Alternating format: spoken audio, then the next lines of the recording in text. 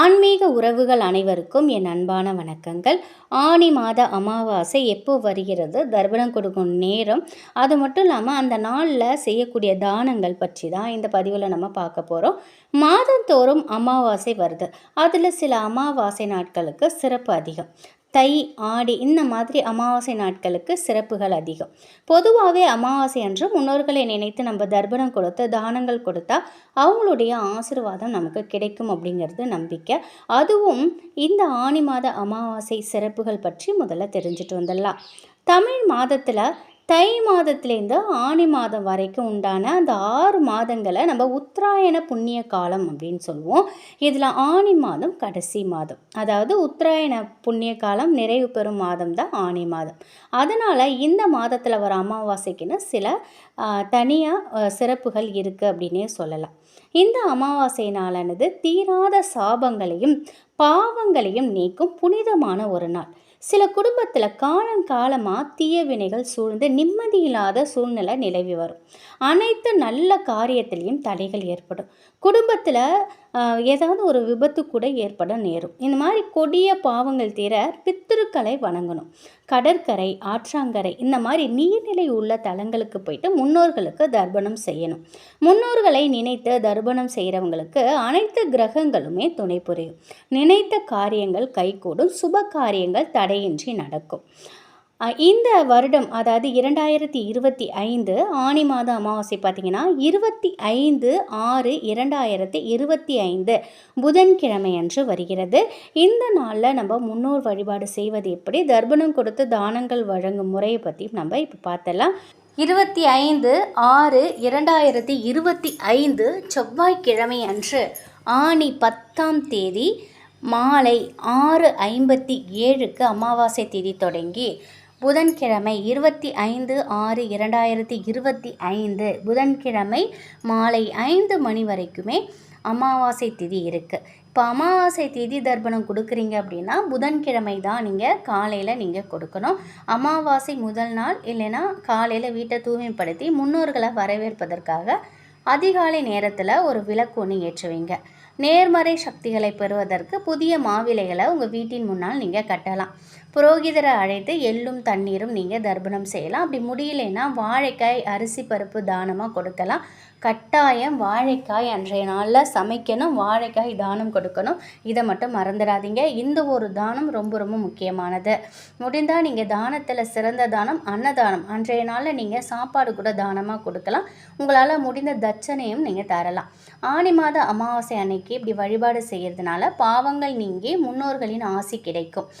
அதனால் முழு மனதோடு இதை நீங்கள் செய்து பாருங்கள். நம்ம வாழ்க்கையிலையும் குடும்பத்திலையும் எத்தனையோ விதமான பிரச்சனைகள் இருந்துக்கிட்டு தான் இருக்குது. இந்த பிரச்சனைகள் அனைத்தும் தீர்வதற்கு தெய்வத்தோட அருளும் முன்னோர்களின் அருளும் நமக்கு அவசியம். நம்முடைய முன்னோர்கள் மனக்குறை இல்லை மனவேதனையோடு இருந்தால் நம்முடைய குடும்பத்தில் தீராத பிரச்சனை இருந்துக்கிட்டே இருக்கும். இதை சில எளிமையான அதே சமயம் சக்தி வாய்ந்த பரிகாரங்கள் மூலம் நம்ம சரி செய்யலாம். எந்த ஒரு பரிகாரமாக இருந்தாலும் சில குறிப்பிட்ட நாட்களில் செய்யும் பொழுது அதற்கு கூடுதல் பலன் கிடைக்கும். இப்படி பிரச்சனைகள் தீர்வதற்கு பரிகாரம் செய்வதற்கு ஏற்ற நாளாக அமாவாசை திதி இருக்குது. ஆனி மாத அமாவாசை ரொம்ப ரொம்ப விசேஷமானது. இந்த நாளில் முன்னோர் வழிபாட்டோட சில குறிப்பிட்ட பரிகாரத்தை செய்யும் பொழுது நம்ம வீட்டில் உள்ள ஒட்டுமொத்த கஷ்டமும் காணாமல் போகும். முன்னோர்களை வழிபடுறதுக்குரிய முக்கியமான நாள் அமாவாசை தினம்.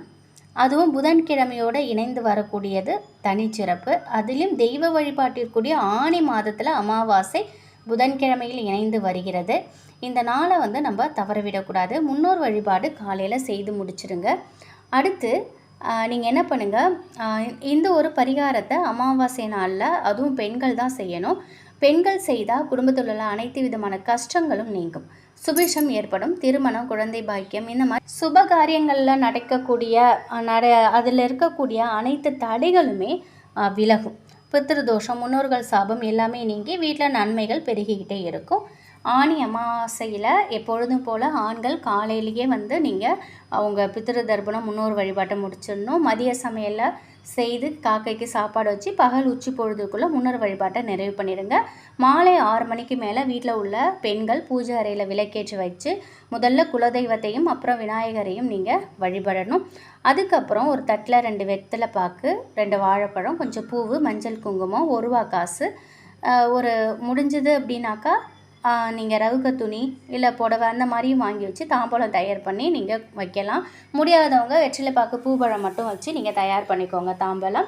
இது மாதிரி 5 தாம்பூலம் நீங்கள் தயார் பண்ணிக்கணும். குலதெய்வத்துக்கிட்ட மனக்குறைகள் தீர மனதார பிரார்த்தனை பண்ணிக்கோங்க. அதுக்கப்புறம் வீட்டில் உள்ள சுமங்கலியாக இருந்து இறந்தாங்க இல்லையா, அந்த பெண்களை நினைத்து நீங்கள் வழிபட்டு உங்கள் பூஜாரியில் தாம்பூலத்திற்கு கற்பூர தீபதூப ஆராத்தி எல்லாம் காட்டி ஏதோ ஒரு இனிப்பு நெய்வேத்தியமாக ஆயிட்டு நீங்கள் உங்களோட பூஜையை நிறைவு பண்ணிக்கோங்க. இந்த தாம்பாளத்தை குடும்ப கஷ்டம் நீங்கணும் அப்படின்னு நினைச்சிக்கிட்டு ஒரு 5 சுமங்கலி பெண்களுக்கு தானமாக கொடுக்கணும். ஏழை சுமங்கலி பெண்களுக்கு கொடுப்பது ரொம்ப விசேஷம். முதல்ல ஏதாவது ஒரு இனிப்பு அவங்களுக்கு சாப்பிட கொடுத்துட்டு அதுக்கப்புறம் நீங்கள் தாம்பூலம் கொடுக்கலாம். ஏழை பெண்களுக்கு கொடுக்க முடியல அப்படின்னா அக்கம் பக்கத்தில் இருக்கிறவங்களுக்கு கூட இந்த தாம்பாளத்தை கொடுக்கலாம். அது மட்டும் இல்லாமல் வீட்டில் கொடுக்க முடியலனாக்கா கோவிலுக்கு எடுத்துகிட்டு போயிட்டு அங்கே எடுத்து போய் வச்சு மனதார வேண்டிக்கிட்டு நீங்கள் அங்கே வரக்கூடிய சுமங்கலி பெண்கள் 5 பேருக்கு இந்த தாம்பூலத்தை கொடுக்கலாம். மிக மிக எளிமையானது, அதே சமயம் மங்களகரமான இந்த பரிகாரம் பெரிய அளவில் புண்ணியத்தை நமக்கு கொடுக்கும். பெண்கள் அவங்க கையால் இதை செய்தால் அவர்களின் தாலி பாக்கியமும் பலப்படும். இது அமாவாசை நாளில் நீங்கள் செய்துக்கிட்டு வாங்க. எப்பேற்பட்ட பிரச்சனையாக இருந்தாலும் உங்கள் குடும்பத்தில் நீங்கும், வறுமை நீங்கும், அனைத்து வித கஷ்டங்களும் நீங்கும், 16 செல்வங்களும் உங்கள் வீடு தேடி வரும்னே சொல்லலாம். இதனால் உங்கள் குடும்பமே செழிப்பாக இருக்கும். அதனால் நீங்கள் அமாவாசை நாளில் மாலை நேரத்தில் இதை செய்யறதுக்கு மறக்காதீங்க. அமாவாசை நாளில் எப்பொழுதுமே சரி, அந்த ஆண்கள், அப்பா அம்மா இல்லாத ஆண்கள் விரதம் எடுக்காமல் இருக்கக்கூடாது. அன்றைய நாளில் வந்து தெரியாமல் அசைவம் சாப்பிட்றவங்களும் நிறைய பேர் இருக்காங்க. என்னுடைய பதிவு பார்த்தே ஒருத்தவங்க வந்து கமெண்ட் பண்ணியிருந்தாங்க, இந்த மாதிரி அமாவாசையில் இது மாதிரி எங்கள் அம்மா அப்பா சின்ன வயசுலேயே தவறிட்டாங்க, நான் வந்து வெளிநாட்டில் தான் நான் வந்து இருக்கேன், நாங்கள் அங்கேயே செட்டில் ஆகிடும், எங்களுக்கு அமாவாசை தெரியாது, நீங்கள் சொன்னதை வச்சு நாங்கள் இப்போ அமாவாசை ஃபாலோ பண்ணிகிட்ருக்கோம் அப்படிங்கிற மாதிரி சொன்னாங்க. ரொம்ப சந்தோஷமாக இருந்துச்சு. இந்த மாதிரி தெரியாதவங்க நிறைய பேர் இருக்காங்க. அதனால் கண்டிப்பாக அசைவத்தை தவிர்த்திடணும். அது மட்டும் இல்லாமல் பெண்கள் வந்து நீங்கள் நம்ம கணவர் தானே விரதம் இருக்காங்க, நாமளும் எடுக்கலாம் அப்படின்னு சொல்லிட்டு தயவு செஞ்சு எடுக்காதீங்க. நீங்கள் சாப்பிட்டுட்டு தான் மதிய உணவு தயார் பண்ணி உங்களுடைய மாமனார் மாமியார் அவங்களுக்கு, அதாவது உங்கள் வீட்டில் உள்ள பெரியவங்களுக்கு படிச்சுட்டு அதுக்கப்புறம் உங்கள் கணவருக்கு விரதத்தை இது பண்ணணும். அதனால் அதையுமே நீங்கள் மனசில் வச்சுக்கோங்க. அது மட்டும் இல்லாமல் அமாவாசை தினத்தில் நம்ம கோலம் போடக்கூடாது. அது நிறைய பேருக்கு தெரிஞ்சிருக்கும். நீங்கள் காலையில் ஏஞ்சி நீங்கள் வாசல் தண்ணி தெளித்து வாசல்லாம் கூட்டினதுக்கப்புறம் கோலம் போடக்கூடாது.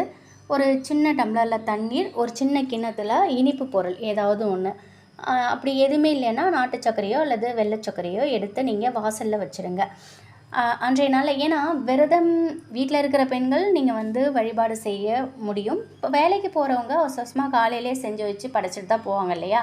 அப்போ நீங்கள் வந்து அதை எடுத்து வச்சிட்டிங்கன்னா பொதுவாகவே வேலை செய்கிறவங்களும் சரி, வேலைக்கு போகிறவங்களும் சரி, வீட்டில் இருக்கிறவங்களும் நீங்கள் இதை செய்யலாம். இதை நீங்கள் எடுத்து வச்சுட்டு, என்னுடைய முன்னோர்களுக்காக நான் வந்து இந்த விரதத்துக்காக நான் இதை எடுத்து வைக்கிறேன், அவங்களுடைய மனசு குளிர்ந்து என்னுடைய குடும்பம் நல்லா இருக்கணும் மனதார வேண்டிக்கோங்க. எப்பொழுதுமே அமாவாசையில் நம்மளோட முன்னோர்கள் நம்ம வீடு தேடி வருவதாக ஒரு ஐதீகம் இருக்குது. அதை வந்து அவங்க வாசலில் பார்க்கும்போது அவங்க மனம் குளிர்ந்து நம்மளை இன்னும் மறக்காமல் இருக்காங்க, நமக்கு செய்ய வேண்டியதை கரெக்டாக செஞ்சிட்ருக்காங்க அப்படின்னு சொல்லி அவங்க ஆசீர்வாதத்தை நமக்கு கொடுத்துட்டு போவாங்கங்கிறது ஒரு பெரிய ஒரு ஜோதிடர் சொன்ன கருத்து தான் இது. அதனால் இதை எப்பொழுதுமே நீங்கள் ஃபாலோ பண்ணிக்கிட்டு வாங்க. கண்டிப்பாக முன்னோர்களோட ஆசீர்வாதத்தாலையும் உங்கள் குலதெய்வத்தின் ஆசீர்வாதத்தையும் அனைத்தும் நல்லதாகவே நடக்கும். ஒவ்வொரு அமாவாசை தினத்திலையும் உங்களுடைய முன்னோர்களை நினைத்து நீங்கள் செய்யக்கூடிய சின்ன சின்ன விஷயங்கள் உங்கள் வாழ்க்கையில் மிகப்பெரிய அளவில் நன்மையை கொடுக்கும். உங்கள் முன்னேற்றத்துக்கு என்னென்ன தடையாக இருக்கோ அந்த தடைகள் அனைத்துமே நீங்கும். உங்கள் வாழ்க்கையில் அற்புதங்கள் நிச்சயமாக நடக்கும். இந்த ஒரு தகவல் உங்களுக்கு பயனுள்ளதாக இருக்கும் அப்படின்னு நம்புகிறேன். இந்த ஆனி மாத அமாவாசையை தவற விடாதீங்க. அது மட்டும் இல்லாமல் ரொம்ப முக்கியமானது அப்படின்னாக்கா, அமாவாசையில் எப்பொழுதுமே வந்து திருஷ்டி கழிக்கிறதுங்கிறத நம்ம ரெகுலராக சில பேர் வச்சுருப்பாங்க, சில பேருக்கு தெரியாது. உங்கள் வீட்டில் நீங்கள் எப்படி திருஷ்டி கழிப்பீங்களோ அந்த முறையில் அமாவாசை நாளில் உங்களுக்கும் உங்கள் குடும்பத்தில் உள்ளவங்களுக்கும் திருஷ்டி கழித்து போடுங்க. அமாவாசை நாளில் எப்பொழுதுமே சில விஷயங்களை நம்ம தவற விடக்கூடாது. இதை வந்து ரெகுலராக ஃபாலோ பண்ணுங்கள். இந்த முறையில் தான் திருஷ்டி கழிக்கணும் அப்படிலாம் கிடையாது. நீங்கள் எதை ஃபாலோ பண்ணுறீங்களோ அதை வந்து அந்த முறையில் நீங்கள் திருஷ்டி கழித்து போட மறக்காதீங்க. நல்லதே நினைப்போம், நல்லதே நடக்கும். வாழ்க வளமுடன். நன்றி.